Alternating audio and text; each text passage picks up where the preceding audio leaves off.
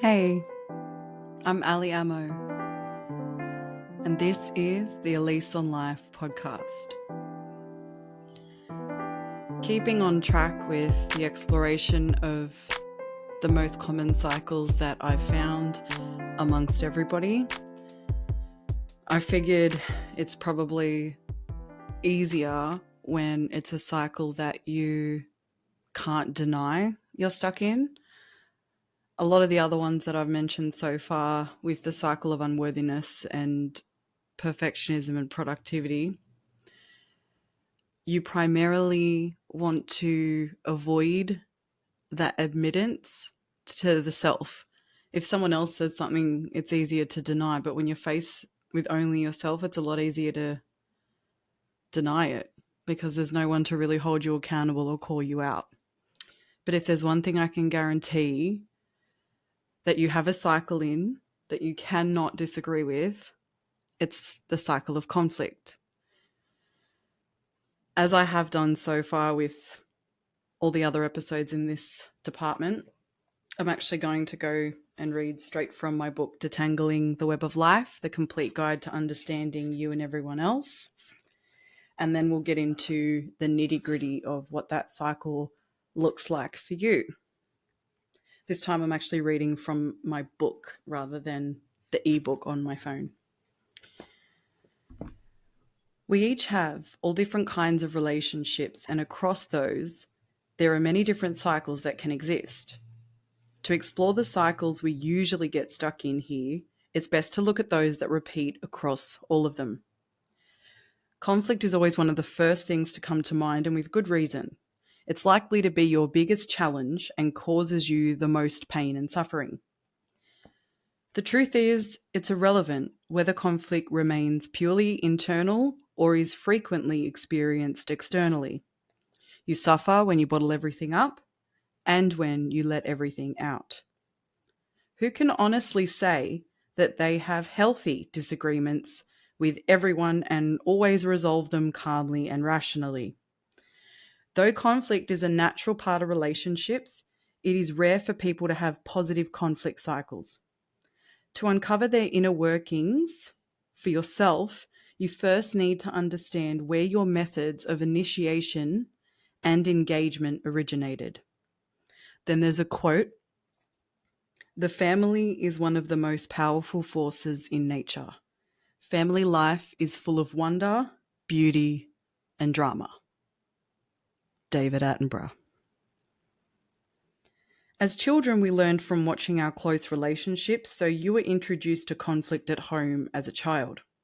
Depending on how family life was for you growing up, this could have been through parents, siblings, grandparents, extended family members, or family friends. For some of you, it was through foster families.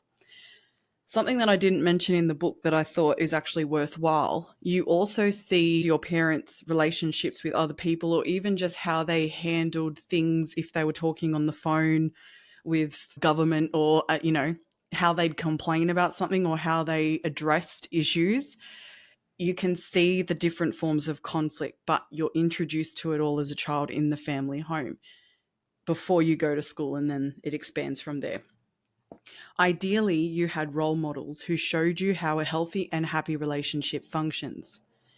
You saw people disagree respectfully, with each person expressing their thoughts and feelings in a supportive and understanding environment before coming to a fair resolution. Sadly, this was not what was modelled for the majority of us.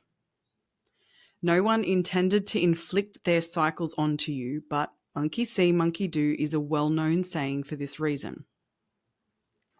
No cycle is ever guaranteed to be continued by you. However, your exposure to conflict influenced your perception of relationships as you were still developing your understanding of them. Long before you formed cycles of your own, you watched dramas unfolding around you, so you saw how others engaged in or initiated conflicts. The frequency with which you experience certain behaviours in a disagreement increased the likelihood that you would behave in the same manner, or at the very least accept those same behaviours from others. If you unconsciously respond or react to your first serious conflict, it's quite natural to repeat exactly what you've seen at home. This is because your knowledge of the styles and strategies your family members used were integrated. So this will inevitably be expressed in the formation of your own cycle.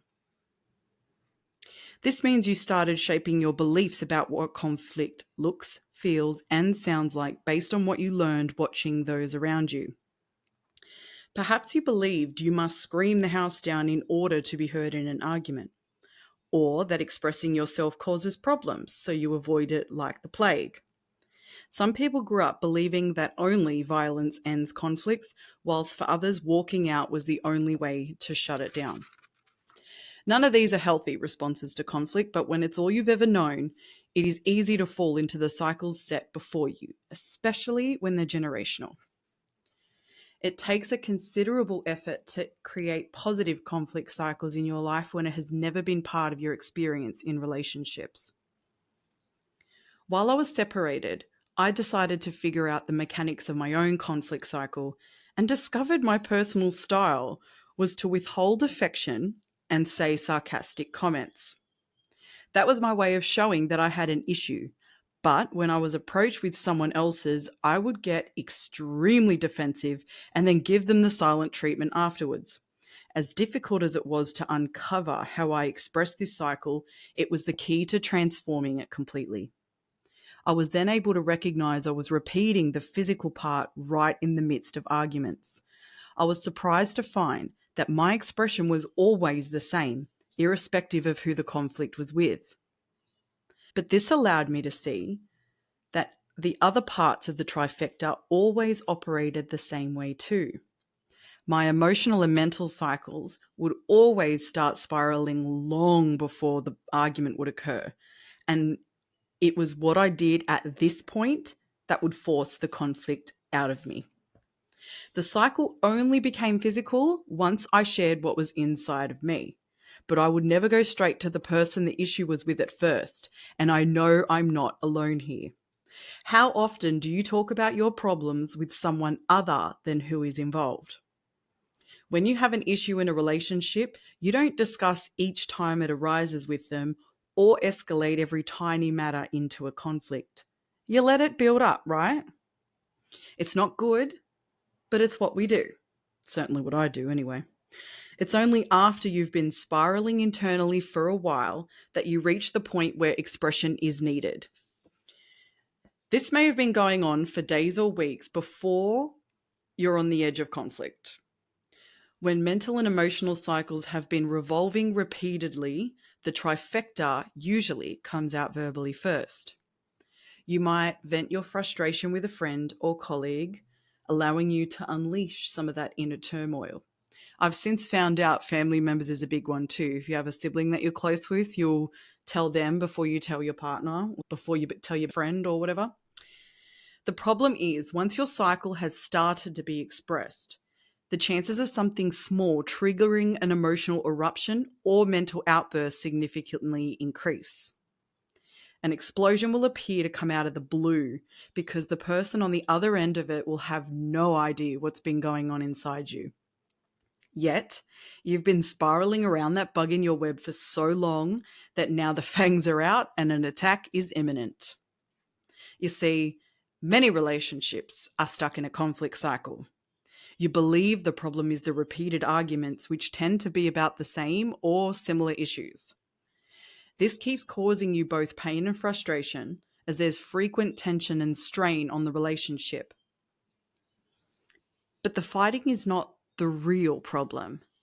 It's just the physical cycle you are both perpetuating. I've honestly found that relationships suffer more due to the way disagreements are handled rather than the issue itself. Both of you end up being hurt by things that were said and done in the heat of the moment and cannot move forward because nothing was resolved. So it happens again and again and again. Soon your relationship becomes like a romantic drama series on Netflix, which features a big blow up between the couple every single episode. Sure, you have short bursts of peace and joy throughout each season, but you both know the inevitable fight scene is coming up. Who will launch the first mouth missile in the next episode of Never Ending Argument? When two people are stuck in this kind of relationship cycle, it seems impossible to break. You're both dying for it to stop and keep promising each other it will, but neither of you understand what actually needs to change. No wonder in less than a week, you're back at each other's throats. Side note, if you've ever known one of those couples that do the makeup breakup and that's part of their conflict cycle, maybe you didn't see it that way before, but it's always the conflict cycle. Like the whole ending of the relationship situation happens as the final point of their conflict cycle. And then time goes by, they get back together. They might have the peace and joy, like that little honeymoon phase. And then they go back to conflict. And then not every single conflict results in a breakup, but the big ones, when they escalate, somebody ends it and that's it. So you can see the different facets of conflict cycles in intimate relationships, but it goes across the board because conflict is in all relationships. Okay, back to reading. The expression of the cycle is what happens in a conflict. It's the part that you experience. Voices being raised, things being thrown, someone storming out, acting out, someone shutting down, blame and finger pointing, name calling, swearing, speaking over each other, not speaking to each other. When the forms of anyone's expression are negative in the conflict cycle, it's harsh, hurtful, and it hinders the relationship. But this is only the part of the trifecta that can be seen.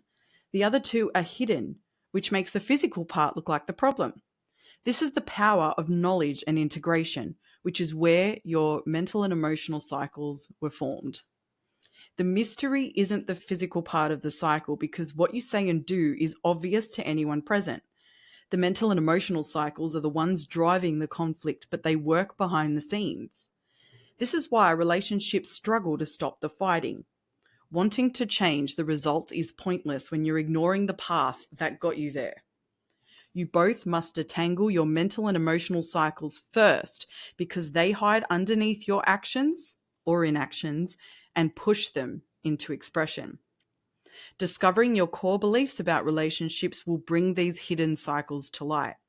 Breaking the physical part afterwards will be 100 times easier when the force behind your expression is well known and deeply understood.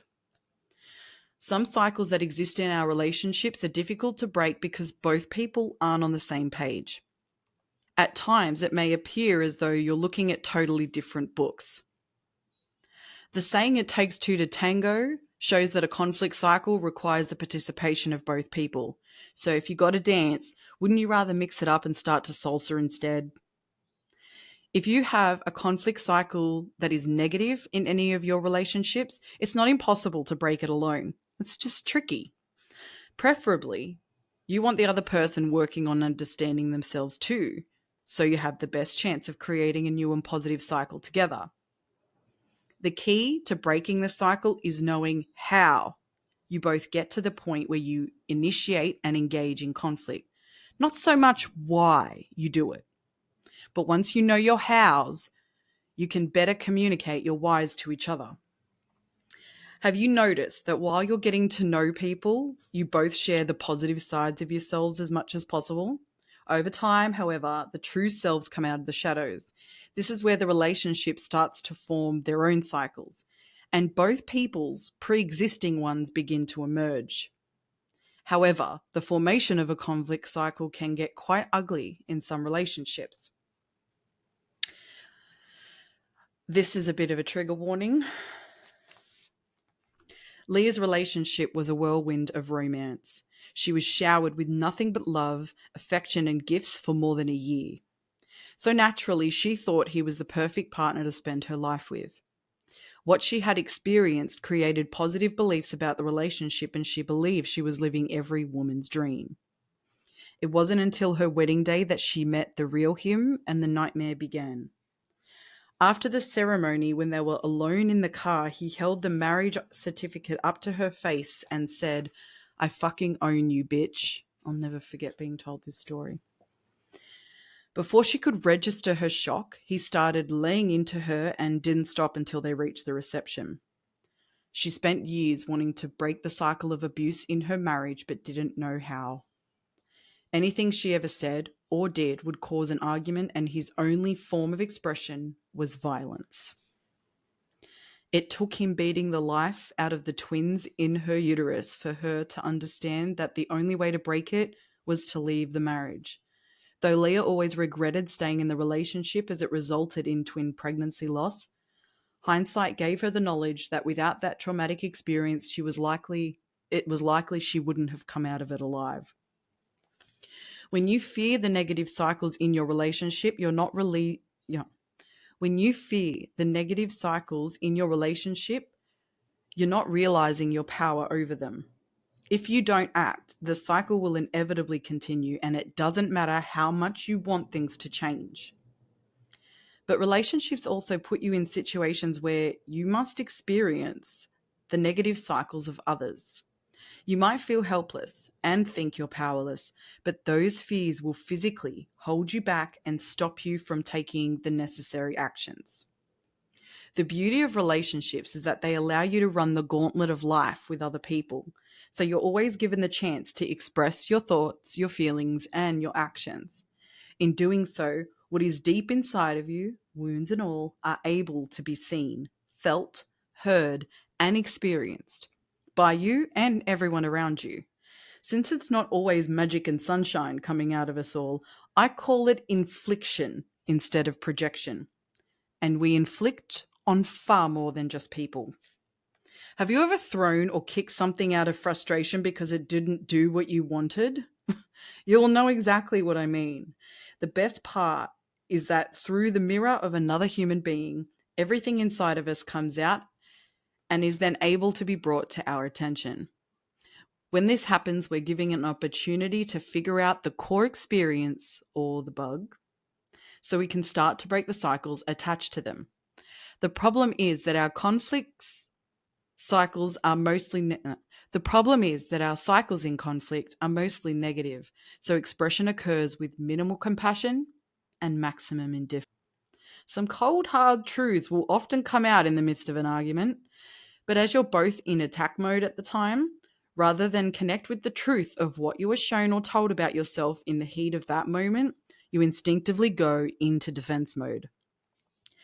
This may be expressed through avoidance of some kind, such as denial, but can also be through a counterattack. This stops you from registering the information that was brought to your attention. As you develop awareness of your own conflict cycles, you will learn how to share authentic truths with effective communication and accept the difficult ones. This way, what you say and what you're told has a fighting chance of being heard, understood, and addressed. I know it hurts to face the truth, even more so when you're told in a hurtful way. You feel like it's happening to you, but it's actually happening for you. Every conflict in a relationship presents you with a chance to identify your bugs and detangle the knots so you are free to weave your web of life with ease and flow. You have to know and understand your inner cycles in order to do something about them. Only then can you experience the positive transformation you desire in your life. And that's the end of that chapter. So I wrote a list, you can see, if you're on YouTube anyway, I wrote a list of all the types of physical expressions for a conflict cycle that I can think of. I want you to recognize the physical part of your cycle. One thing I noticed, your conflict cycle, like mine, will probably be similar.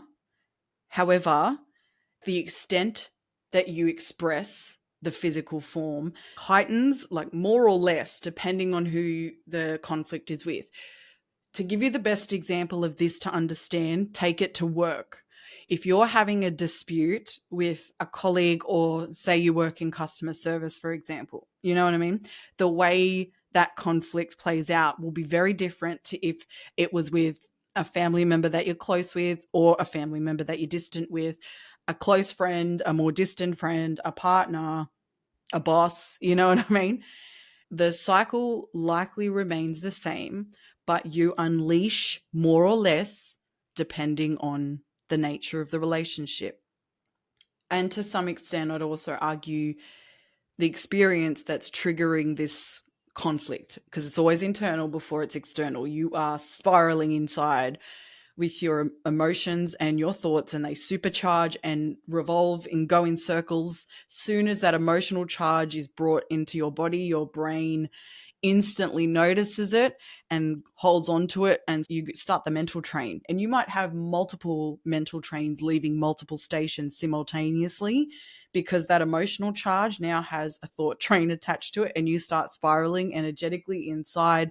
You're bubbling, and you can bubble over very quickly. But typically, I found it's not an instant thing people deal with. It's something that builds over time and then gets expressed. So, the physical expressions of a conflict cycle, there are some people who do bring everything up immediately, but it's usually everything. Every little thing that causes them that emotional charge, they'll run their thought train, and it might have only just left the station, so they haven't really thought it through, but it also hasn't had too much time to go on tangents of its own and spiral a lot. But they tend to bring up things all the time. So the person in a relationship with them, whatever the nature is, feels like they're always being kind of attacked, or they're always at them, or they've always got a problem because they bring up every little thing. But there's also people who's like myself, the conflict cycle is always something you're left spiraling for a long time. And the problem with that is you become explosive. You erupt like a volcano out of nowhere, according to them, but this has been going on for months inside you. Yes, there's yelling, there's crying, there's swearing, there's leaving, and then there's also like the following and the chasing. And for that, it made me think of my last relationship. When I raised something, his instinct was to leave immediately, and he'd go to McDonald's and get like an unhealthy beverage. That was just his thing. But when he had something that he wanted to bring up and I'd need some time, instead of it being an explosion, like give time to simmer down, I'd be like followed and chased. And it was like, interesting that you leave, so you cut it off. But when it's on the flip side, you chase. So it's interesting. But anyway, there's name calling, defensiveness, full blown attack. You can say it calmly. And then there's some people who will like scream the house down. People who shut down, maybe deflection, denial, violence, aggression, threat. When you start getting threatening, and it doesn't have to be a physical thing, you can threaten, like in relationships, it's like, I'll leave, or it's, I'll never. I remember one disagreement I had with a friend who divulged something that I'd told her, and the response was, well, then never tell me anything ever again. And I thought, it was more like a warning than a threat, really, but it was a bit of a threat. But the other one of that is ultimatum. You either do this, you change this, you fix this, you take that back, you whatever, or else, which is in a way its own threat. And both of those things usually come from a place of fear and not power. Bringing up past scenarios. This is a hardcore one in general. And this goes to show you that if you're bringing up past scenarios, which is very common, and it doesn't matter if it's relevant to the conversation or not, because you can bring up past scenarios in defense of yourself, or you can do it in attack. But the purpose behind that type of expression, that is signifying that they've been spiraling for some time, because often when the past scenarios is the form of expression in a conflict cycle, the other person will say, why are you bringing this up now? That happened however long ago. So it can delineate from what the disagreement or the discussion or whatever the conversation was about originally. But often that is sort of the purpose in doing that. It is a deflection tactic, which is part of the blaming. There's also over-explaining. So instead of saying something, if you're calm and rational when you express an issue and you think that's like a positive and healthy thing, but you over-explain it when it is quite obvious, and then you start giving details, you start giving examples, it can become quite frustrating for the other person, because it's almost like mansplaining it, because they usually get it, and then they get defensive, like, you don't have to go on about it, I get what you're saying, like, what do you want me to do, kind of thing. Another one is withdrawing. If you're like checking out of the conversation and you're given these shutdown kind of, what do you want me to do about it? Or I don't know what you want me to say kind of thing, that can be as difficult for the other person to experience or process as much as somebody screaming and swearing, right? Withholding affection, that was me, or withholding attention. That was how I expressed that I had inner conflict, but that's also one you can do within conflict as well. Silent mode. Yeah, I learnt this at home.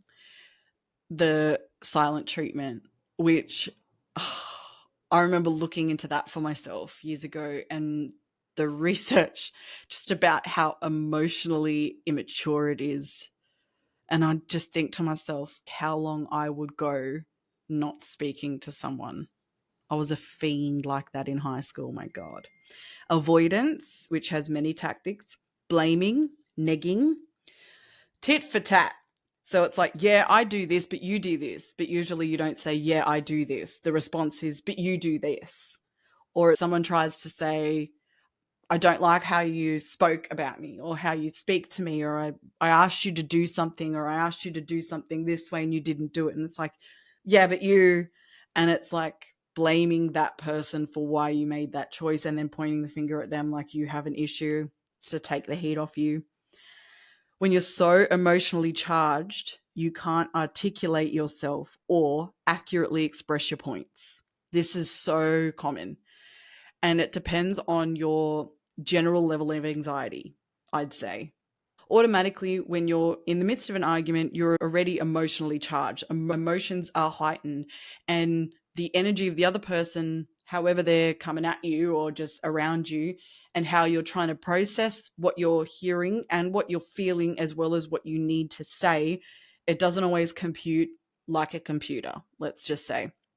But when you can't express yourself properly, instead of what you're trying to say being the topic that is being discussed or debated, the conversation then stays on the mistakes in the speech. That's something I noticed within myself. It's a deflection tactic, it's avoidance. If you pull them up on, oh, yeah, you said this sort of thing, and it's not like, I know what you're trying to say, I know you're struggling to say it right now, and I get why, but then you're going into it. And when ego is not ready to handle that, and I was going to say not in the mood, ego's never ready, never in the mood. You have to make that choice, right? Repeatedly venting about it afterwards. So, have you ever, I'm putting my hand up here, have you ever had an argument with someone and like years later, you will still talk about it? It doesn't even have to be years later. Say you have a disagreement with a family member and then you're telling your friends for like weeks on end, or you just keep bringing it up. It doesn't matter who it's with. It happens with work stuff too. And then you take it home, you bring the work stuff home, you tell the people at home, and then you've got to go out and maybe exercise or something. And then you're on the phone to friends and it's like you're rehashing it and reliving it and retelling it, and you're re experiencing it at the same time, emotionally and mentally and physically. Ugh. And the worst with those kinds of expressions, what I've found, and it doesn't matter who it is, it's across the board, we all do this. If you coulda, woulda, shoulda said something, or coulda, woulda, shoulda did something different, when you retell the story, those are the details that you add because you recognize where maybe you were not articulating yourself well, or accurately expressing your points in defense of self or whatever. That's where details change. But also for me, as you heard from the chapter, when you vent beforehand, what I found is that when I did that, I thought it would, before I looked into it, I would always do this thinking it would help my marriage if I have like released the pressure, released the energy, released the emotion before I would explode. And what would end up happening is, because I've out of context, so I'm not being mentally, emotionally, physically, whatever triggered, the bug isn't wiggling in my web at the moment and alive energetically in me. I would tell friends what I'm feeling, why I'm feeling it and what I'm thinking, why I'm thinking it in the context of the experience that I'm unhappy with. And it's like I've intellectualized it, I've emotionally experienced it, and now I'm saying it. So I've clarified within myself how I think, how I feel, and where I'm at in terms of what I'm going to do about it. It had the opposite effect, because anything that I saw or heard, whatever, that resembled that issue that I had would then bring all of that awareness to the surface. So it's not like me venting allowed me to hold on for another couple of weeks and then calmly and rationally raise the issue. It brought it so close to the surface, and the awareness was there that I noticed when it was beginning to occur again. And it's almost like I, in my head, had that conversation not with a girlfriend of mine, but with him. So it's like I'm picking up where I left off. Like, this is what I'm talking about, is how I'd start. So this is what I'm talking about. I can't handle this anymore. And it's like, what are you talking about? It's like, I didn't talk about it to you, but look, I'm having major issues here and I just can't take it anymore. And it's like, this is coming out of nowhere. It did the opposite. The other thing I would do, I did mention about the sarcasm, but sarcastic remarks was also my way of, I think I'm blushing, going red because I'm like calling myself out here. It's still something I'm working on. I'm not going to lie to you. Like, when you recognize the cycle in relationship, it's not like as soon as you have another relationship, the cycle's broken. You literally start again, and then you're with another person who has their own conflict cycle, and then you got two people with their own conflict cycles coming together to make a conflict cycle of their own together, which is a combination of the two, right? It's so funny how that works out. But the sarcastic remarks and also underhanded comments, and for some people those comments are like mumbling under your breath saying things, but for some people underhanded comments can be like really strategic, really clever, sometimes somewhat comical. It can even just be like little name calling, or people have like little nicknames for things that are done or things that are said, or just in general. The underhanded comments is also another expression, and it might happen before the conflict, during the conflict, after the conflict. This was my list. And the last thing was triggered by little things, which may or may not be related to the original source of the emotional charge. So in a nutshell, those are some physical forms of expression of the conflict cycle. And the idea is, did you recognize yourself in anything of mine, or anything on there that you identified with? Like, yeah, I do that. But even like something, well, just I went to bringing up past scenarios with my eye just then.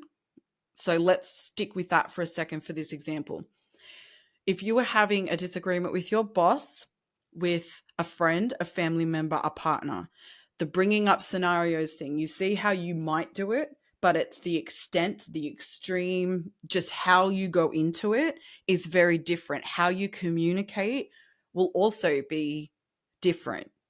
It's not that you're not doing the same thing, it's just going to be like a more or less situation. But all of this ultimately is the last part of the cycle. So for you to understand your conflict cycle, the easiest thing to do is to look at the physical aspect. But when it comes out of you in physical form, all of the inner stuff's already happened.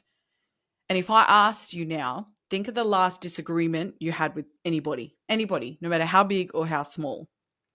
It's all about what and who, right?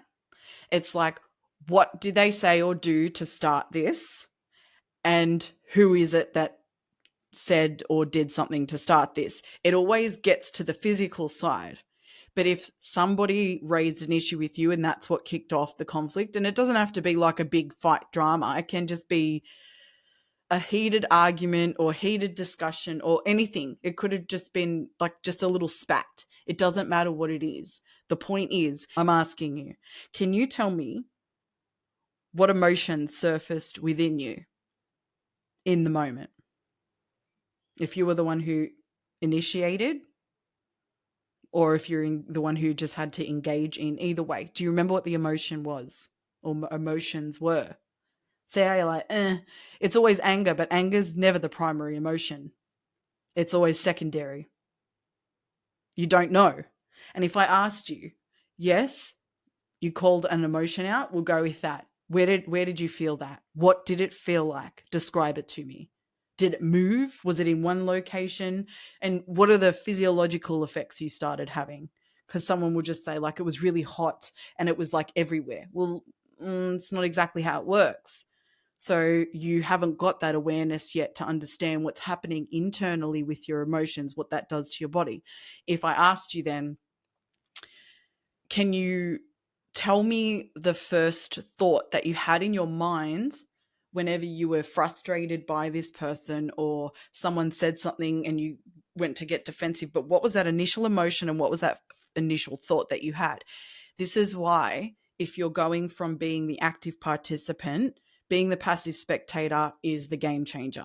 You're jumping off that first roundabout where you don't know. Because right now, if I asked you, you don't know. I don't remember. I felt things and I thought things and then I said and did things. Yes, we all do that. But in the moment, if you switch your focus from being outside of you, what are they saying? What are they doing? What am I going to say and what am I going to do? And just take the moment to say, what do I feel? Where do I feel it? Because, if you start saying, what do I feel? And you try and go through the amount of emotion names and try and tie one to another, you might stay there forever. But more than anything, what you need to pay attention to is the sensation, energetically, what is happening and where in your body. And just you doing that gives you not 3 degrees, because it's like usually an in your face on the phone thing, whatever an argument it is for you, but you've got that distance. You're distant from the charge. You're actually looking at the charge. So in a way, you're not feeding it the same energetic level as you would be if you just let your emotions run riot with it. And once you start paying attention to your emotions, then when the initial thought pops up, you are aware of it. And just being aware of it can slow down the time it takes for the train to leave the station and then your brain to go spiraling with it. But once you start doing this on repeat, and trust me, this is not something you've got off the first roundabout, now you're the passive spectator on the second roundabout and you're staying on. No, you will flicker in and out like a figure 8 around both of those roundabouts. That's how it works. But the more you practice jumping on the second roundabout and passively spectating what's happening with you, one, you slow down the conflict cycle. You start to, it's instinctual. You start to experiment is probably the best way to say it. You know what you want to say, what you want to do, but you also are aware of what you want to say and do, and you don't want to do it because you know that's how you roll, and that's not healthy, and it's not fixing anything. It's not helping, it's just creating more problems, compounding whatever the issue is at the time that the conflict's going on. And it shows that you do have self-control, because otherwise, and I'm not saying this doesn't happen, I actually have a relative who's notorious for this, burning bridges everywhere because he could not change his conflict cycle. And if he's going to punch out his brother, he'll punch out his boss, he'll punch out someone on the street. That's just, he couldn't differentiate, distinguish, and distill his cycle depending on the context, depending on the person, the place, the time, even the actual nature of the situation. It could be something big, it could be something small, kicks off the same way. So the fact that you have those varying levels depending on the people goes to show that you have that much of a contextual awareness. All you're trying to do is make it internal awareness, self-awareness. This is what it ultimately comes down to. And I know it sounds like a lot, and it's hard. And I'm telling you, like, the months that it took me to figure out my own conflict cycle, it was after the fact. So I recognized all the physical stuff. It was not until the relationship after my marriage ended that I started paying attention to the inner stuff. And it took 2 relationships after that, maybe even 3, for me to notice all the patterns all the cycles, all the parts of the cycle. And it was like, so it's not just this person, it's this way. It's half of me in each of these relationships creating this cycle of itself. So if you can just start to recognize what's going on within, you'll start to see the patterns over time.